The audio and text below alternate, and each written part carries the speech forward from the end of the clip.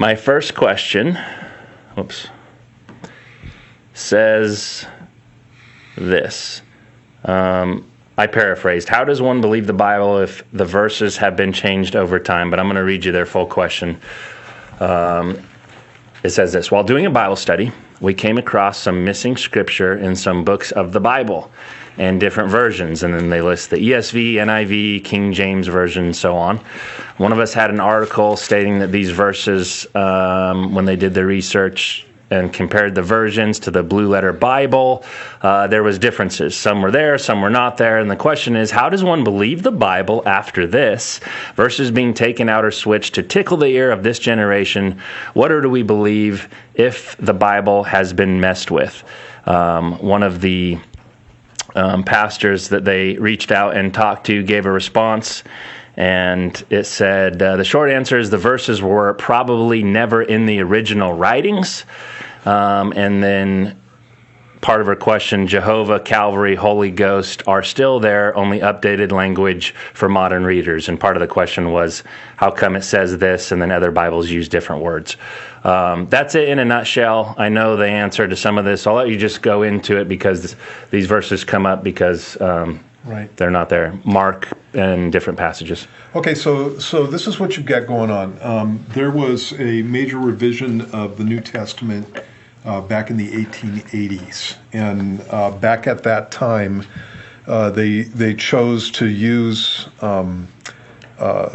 certain Greek texts to revise the Greek text of the New Testament. Okay, so you know that the New Testament was written in Greek and it's been translated into English. Okay, so we have well over 5,000 manuscripts in Greek of the New Testament. So it's actually, that's called attestation, and it's actually the most well-attested ancient document that we have.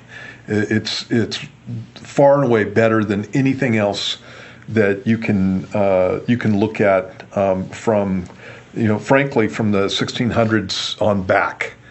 The New Testament is better attested to than Shakespeare's plays, for example. What I'm saying is we know more about the New Testament than we do about Shakespeare's plays. But back in the 1880s, there were guys who came up with the idea that what was the generally accepted Greek text for the New Testament was inferior, and this caused a big argument. And so there are groups on either side of this. Basically, I'm going to try to shorten this up for you. The text behind the King James and the New King James is different than the text that's behind the other modern versions that you're talking about. The other modern versions are using what's called an eclectic text. And so what they're doing is they're taking some of the most ancient Greek manuscripts and they're putting a lot of weight on those, which sounds fine. It is fine, depending on the validity of the manuscript. So basically, it goes like this. We found some manuscripts. Sinaiticus, Vaticanus. Vaticanus has been around for quite a while. And the Alexandrinus. Those are three texts that were written from the 300s to the 400s AD. Okay? About 350 to 450 AD. Okay? Most of the manuscripts for the New Testament are much later than that. Okay? There's a difference, though, between those early manuscripts and the later manuscripts. And the difference is that the grammar is worse. There are missing passages, like you've noticed. And actually, they don't agree with each other in passages. And so this is where the arguments come in. Originally, when the Greek for the New Testament was used, where they got the Greek from the New Testament was from the Greek-speaking churches. And so there's a set of manuscripts called the received text that is behind the text of the New Testament. And it is a text that has good grammar, and the revisers thought that it was a smoothed out text. And I'm going into detail here for some reasons. So what happened, this was Westcott and Hort. These are the two guys that promoted this. What happened was they had decided, they had a hypothesis that there was an editorial situation that took place, back somewhere between the 400s and the 600s AD. In other words, the church got together and kind of fixed the text of the New Testament, because all of the texts after that point look almost exactly the same. It's called the majority text. And so they thought that there was a revision back at that time. And so at that point, you would be looking at the earlier manuscripts and going, well, these must be better than the later manuscripts, because obviously the later manuscripts were changed in the revision that took place. Well, since that point, once that argument was used, it convinced a number of people who are Greek scholars that was the case, and so the majority text has been dismissed since that point. And so when you're talking about modern versions, except for the New King James Version, they're all based on what's called the Eclectic Text, and it's that text is based on very few manuscripts. And again, those manuscripts don't match each other. They don't match the majority either. And so there's a problem there, okay?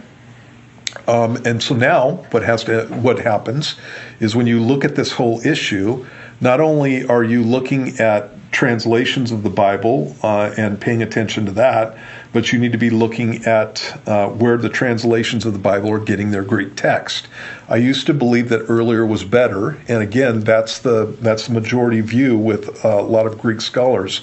But there's problems with this, and so some of the readings that you have, and actually some of them that you wrote down there, are readings that are found in very early copies of letters that were written between pastors long before any of these manuscripts were written. And so basically it's like this.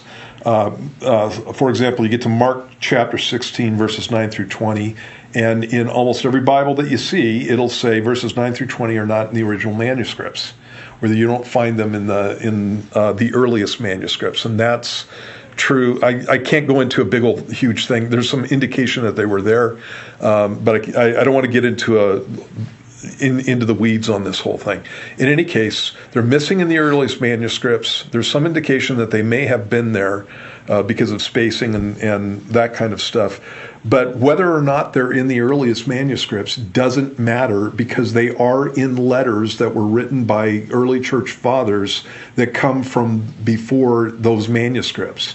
And what I'm telling you is that a Bible that would read like a NIV, if NIV left out Mark 16, 9 through 20, they don't, but if they did, leave out Mark 16, 9 through 20, would be a Bible that reads like these manuscripts. But the guys who are writing the letters in the early church fathers are reading a Bible that's like a King James. And it's about an even split on the texts that are used. But again, the point is this: the texts that the Eclectic Text says are left out are found in the early church fathers, and so they're reading a Bible that reads like a Bible that has those texts in it. And so now the argument is which Greek manuscript is better. And after I went through and looked at all the arguments that went along with this, you cannot say that there was a revision that added or took away passages out of the New Testament, changed the New Testament from the time of the 300s, and that you have spurious readings that come after that, if those readings predate the earliest manuscripts. And so, again, one of the problems with the earliest manuscripts is that their lineage is questioned because of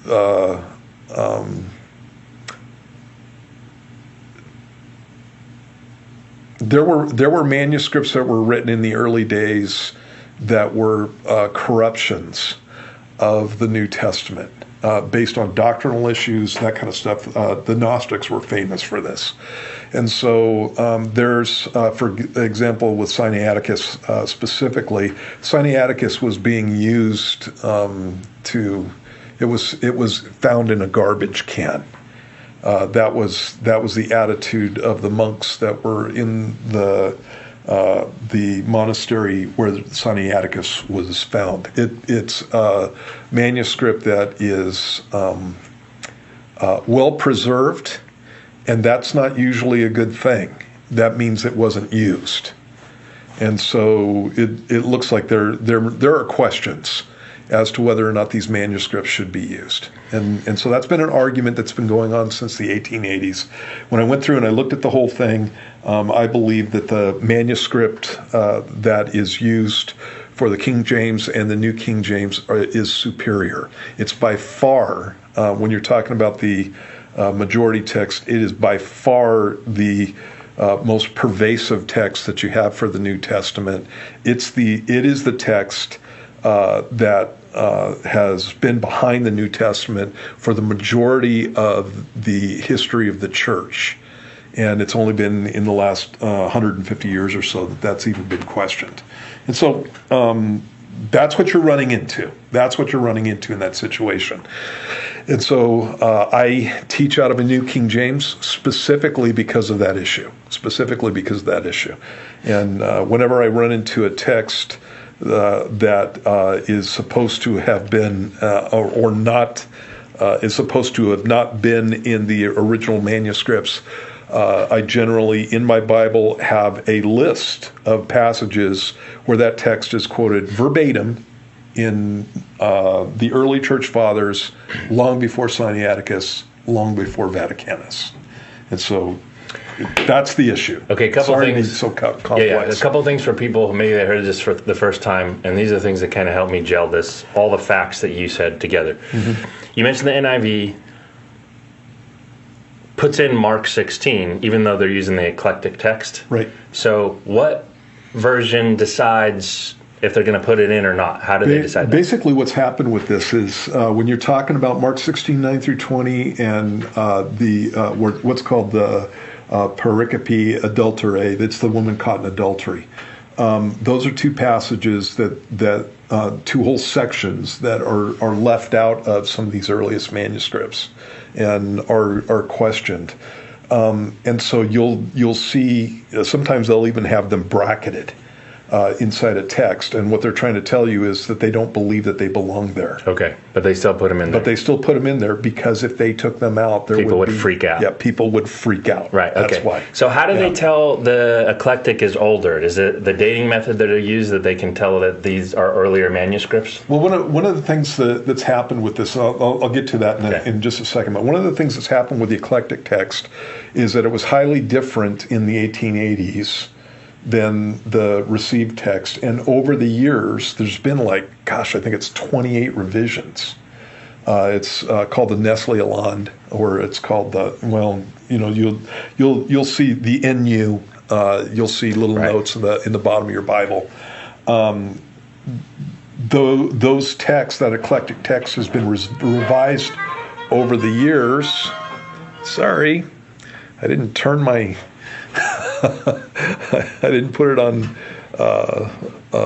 airplane mode, so I'm getting phone calls. Anyway, it got revised over the years, and so there's been 28 different revisions of that text, and every single time that they revise it, it gets closer and closer to the received text. Okay, so that's kind of interesting. Okay, go. So when you're talking about the dating of the text, the way that they date a text is by what it's written on. Okay. So these things were written on vellum and parchment, that kind of thing. They're dating them on how they're written. So the earlier manuscripts are what are called uncials, and so they're written in all caps. And the later manuscripts are called minuscules because they're written in lowercase Greek letters. And so uncials generally are an indication that you have an earlier manuscript. Another thing that people need to know about this is the paper, the stuff that they were writing on, whether it was vellum or whether it was parchment, was very expensive at the time, and so they didn't generally leave spaces in between words even. Mm-hmm. And so you just have kind of like a run-on sentence, and not in the sense of it just keeps going, but there are no spaces, there is no punctuation, and so it's just one letter after another letter, and you have to be able to go through and define what's being spoken about there. And so if you said he is now here, and you put no spaces in there, it could read he is nowhere. Or it could read, he is now here. And so some of the problems that you have with the text can come from situations like that. And it's got a fancy name for it, but you don't care about that. So I'm not going to tell you what the name is. But anyway, you have issues there. And that's, again, how they date a text. Okay. And so it's by the style of writing. And some of these, and that just gives you an about. Basically, and where it came from, and those kinds of situations. So if they find it in some place that's uninhabited, at this point they dig it up someplace, it's uninhabited, you know that it has to have been written before the place became uninhabited. Right. And so there's clues that they use to get that. But generally speaking, you're talking about 325. 350 and about 425 for the three earliest manuscripts. So if we have the majority, thousands of copies, fragments, and everything else, Dead Sea Scrolls, and you have a few of the eclectic, how do we know, I was going to ask you, how do we know they're not throwouts or different versions? And then you mentioned that they found one in a garbage can. Yeah, that's Sinaiticus. So Tischendorf found it, the monk was throwing it away. So how do we know that these are ones that just forgot to write those in? Well, when you're looking at some of the passages, so for example, the woman caught in adultery, that is a passage that church leaders have not liked because Jesus is so nice to that lady. Right. He's so kind to her, and he doesn't let her off the hook in the sense that he doesn't. He still calls her out on her sin. He says, "Go and sin no more." But when you're talking about early church history, many times, you had a situation where people are coming out of a pagan culture, and they didn't want to promote that kind of lifestyle, and people to this day use that as an excuse to commit adultery, because Jesus didn't come down on her, so to speak, and so you can see a reason that they would leave it out. There isn't a huge reason to put it in.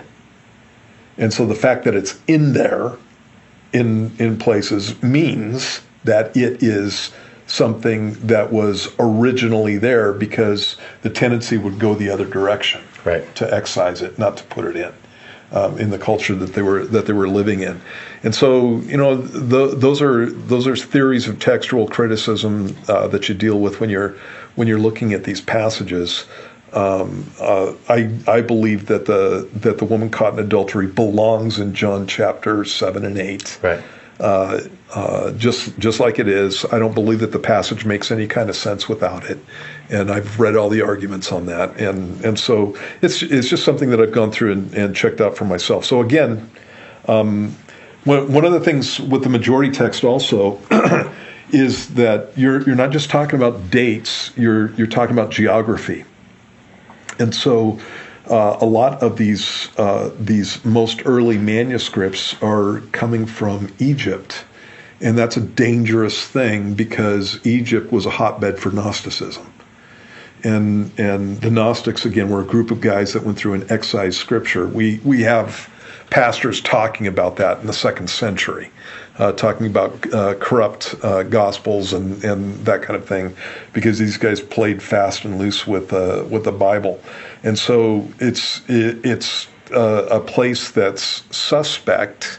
It's also a place where you're going to be able to have manuscripts that are earlier because the region is so dry.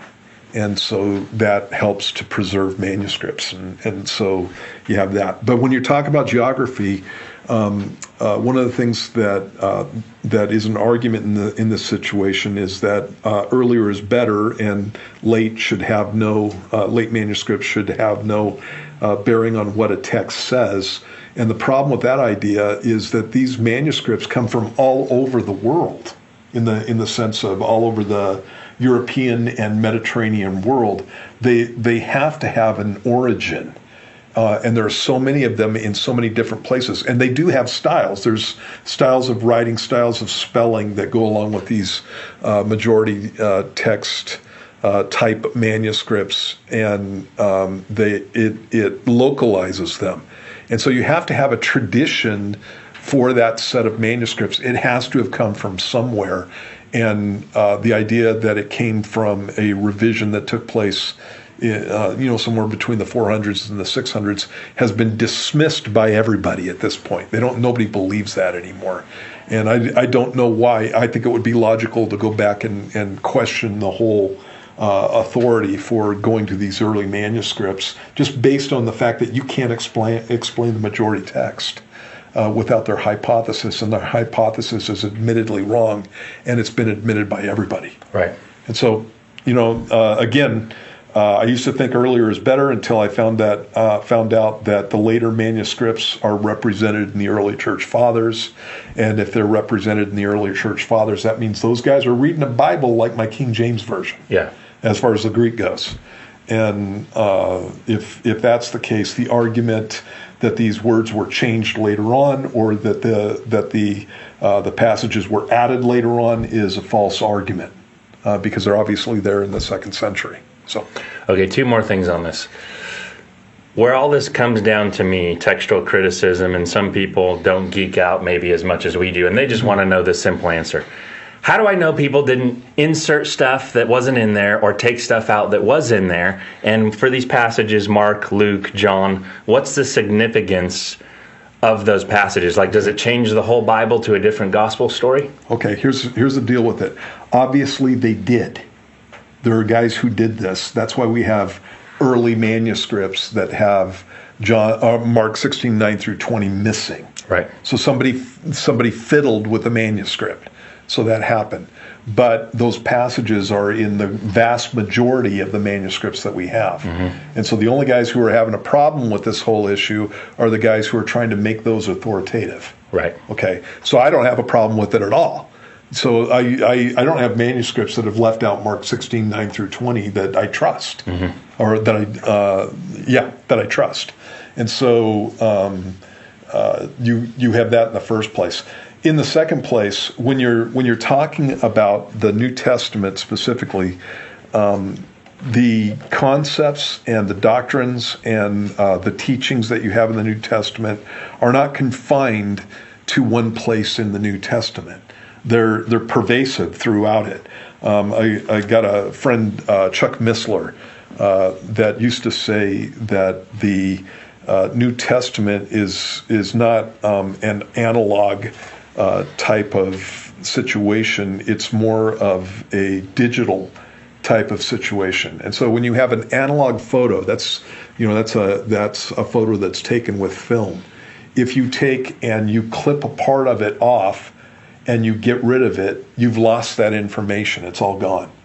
But if you have a digital photo and digitally you go in and you clip out some of the information, what's going to happen is it's kind of like a hologram, right? Because it's a hologram. You can still see the whole photo. It's just lost a little bit of its clarity at that point. And that's how the New Testament is. And so there's not just one passage on baptism. There's not one passage on love. There's not just one passage on the resurrection. There's not one passage on salvation. There's not just one passage on, how you get saved, those kinds of things. And so I can pick up a New American Standard or an NIV or an ESV, and I can show you that salvation is by grace alone through faith alone, and I can show you that Jesus is God. I can show you the Trinity. I can show you the fact that we need to have a personal relationship with Jesus. The passages that are questioned in this argument are not passages that have anything to do with a doctrinal situation. And again, you can get the same story out of the New Testament without them. And Sure. a lot of people don't even realize that they're missing. They don't even realize Right. that there's an issue until you start doing some checking, like you did. I'd like it that you did. And so there's some interesting writings. There was a guy back in the 1880s who was around when the revision was taking place. His name was Dean Bergen. He had a holy hissy fit over what these guys were doing, and some of his writings were pretty entertaining. He was pretty strident about the fact that what they were doing was pretty messed up. In any case, it's something that's fun to look into. But I trust my New Testament, and again, the New Testament is the most well attested to document that you've got. When you're talking about the issues that are involved, it's anywhere from 96 to about 98% of the New Testament. There is no question of how it reads, and the other 3 to 4% or so don't deal with any doctrinal issues. So, All right, last question on this. They posted a picture of this in this question, and I've seen this going around the internet for years, but it goes like this. The NIV was published by Zondervan, but now is owned by HarperCollins, who also publishes the Satanic Bible and the Joy of Gay Sex. And then it goes on. So it goes like this. The translators, or the companies that are pushing the Bible, are also the same companies that sell other books. And so there's a conspiracy theory that they've changed the Bible because they're also selling these other satanic books. Now this is way too out in front. You can pick up a number of different authors on this subject matter, and you can literally look up the Greek in the received text and in the eclectic text. When you're talking about the eclectic text, that's changed a few times over the years because, like I said before, they're moving more and more towards what the received text has to say. They're finding out that the received text writings are actually ancient, and so they're changing their mind on these issues as time goes on. And so I wouldn't worry about that. That's guilt by association. And so you got to be careful about that. There needs to be a whole logical thing that's going on here. When I look at publishers, I don't like it that HarperCollins, for example, and I don't even know if this is true. HarperCollins publishing the Satanic Bible and trying to publish Bibles at the same time, that seems like a conflict of interest. And so I would have issues with that. But I can on my computer right here, I can pull up the Greek for the eclectic text, and I can read it. You can see what it says. You can compare it to the translations, that kind of thing, and you can pull up the Greek for the received text, and you can do exactly the same thing. There's not a way for these guys to hide things. Right. Yeah, it doesn't work that way. And so a lot of that is just fanfare and people trying to get their books sold. Yeah. To me, it's a mute argument because you get on Christian websites that sell Christian books, and it's like they're selling everything under the sun, from the health and wealth to actual Bibles to whatever, and so it doesn't matter. I mean, The Bible's the Bible. Yeah. Okay. So you can trust your Bible. I would. There are Bibles that I trust more, and there's also translation styles that you have to watch out for. So when you're talking about straight across translations, it's going to be King James, New King James. They have a tendency to want to translate one word in Greek into one word in English, and that's pretty much what you want. When you get to an NIV or you get to a NLT, you are talking about, in the NIV's instance, you're talking about a thought translation. So they're not doing a word-for-word translation, and they tell you that in the preface. When you're talking about an NLT, that is more of a it's more of a bringing the whole thought into modern English, and so it's not it's a different translational style. And so I've got both of those, and they can be useful. And in fact, if I want to illustrate a verse, I'll use the NLT, because the NLT will be saying what I would be teaching the verse to mean. If I was going through and I was pulling it apart and telling people what was in the actual Greek. And I don't always agree with it, and that's a translational issue.